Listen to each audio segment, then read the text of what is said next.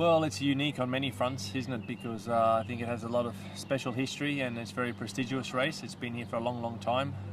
We've seen many, many great people win here in the past. Ant Senna, Jackie Stewart, all of these guys, Nigel Mansell and so on, so Alain Prost. So it's been a special track. Very testing for the drivers as well. You cannot design a track like this anymore because obviously it wouldn't be allowed to in terms of safety reasons. So it's still very, very unique and a big challenge for the drivers to drive around.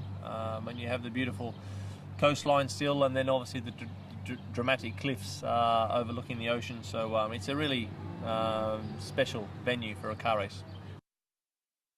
Well, the Monaco track is very challenging because you have very small margin for errors because you have a lot of Armco everywhere. So the track is not like a conventional circuit where you have runoff areas everywhere, and it's a little bit more safe for you. So I think that well, safe not to damage the car. It's still okay to drive around here, but that's the biggest challenge I think is for the lack of options that you have as a driver if you make an error.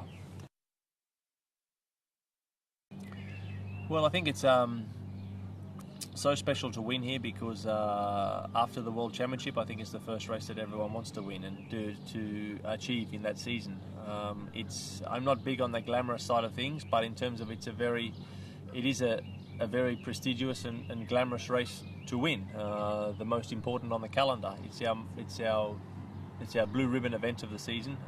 It's the most spectacular. And the most challenging also for the driver. It's a long race, up to 2 hours can be. So yeah, a lot of things make it a bit more unique. Well, I would love to win here again. It was a beautiful victory last year and one where the team got a 1-2 result as well. So this is incredibly unique around here to get a 1-2 finish for a team. So that was special for everyone to experience that. We hope we can own Monaco again this weekend and perform a very good race. Obviously we have McLaren and Ferrari will be our biggest rivals. Last year we had Robert Kubica driving beautifully in the Renault as well, but unfortunately we don't have Robert there this year, otherwise he would for sure be giving us a hard time again. So yeah, sometimes you get some surprises, but I think it would be the normal guys fighting for the victory.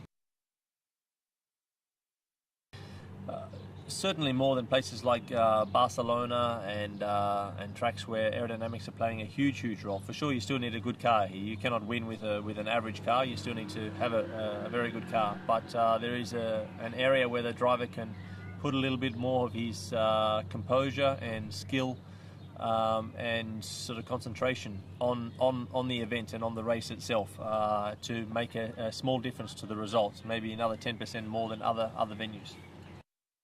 Kers is improving, yes. We haven't had the smoothest start to the season with it. The guys have been very stressed out in terms of getting it fixed. But so far so good in terms of the reliability of the car has been very good, touch wood.